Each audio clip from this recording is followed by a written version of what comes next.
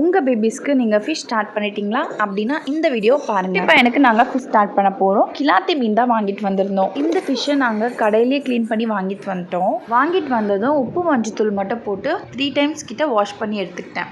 Cut பண்ண ஃபிஷ்லேருந்து ஒரு 3 piece மட்டும் நான் எடுத்துக்கிட்டேன். அதுக்கப்புறம் 2 குட்டி கேரட் எடுத்துக்கிட்டேன். இது எல்லாத்தையுமே நான் இட்லி சட்டியில் ஸ்டீம் பண்ண போகிறேன். கீழே இட்லி வேக வைக்கிறதுக்கு எப்பயும் போல் நம்ம தண்ணி ஆட் பண்ணுவோம் இல்லையா, அந்த தண்ணி ஆட் பண்ணிக்கோங்க.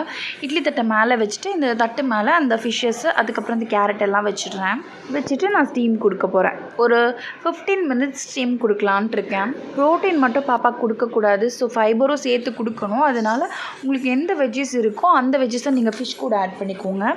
அதுக்கப்புறம் நான் 2 ஸ்பூன் பாயில்டு ரைஸ் எடுத்துக்கிட்டேன். உங்கள் பேபிஸ்க்கு 10th மந்த்லேருந்து நீங்கள் ஃபிஷ் கொடுக்கலாம். நான் ஏன் இந்த மீனை சூஸ் பண்ணேன்னா, மார்க்கெட்டில் எனக்கு வேறு மீன் எதுவுமே கிடைக்கல.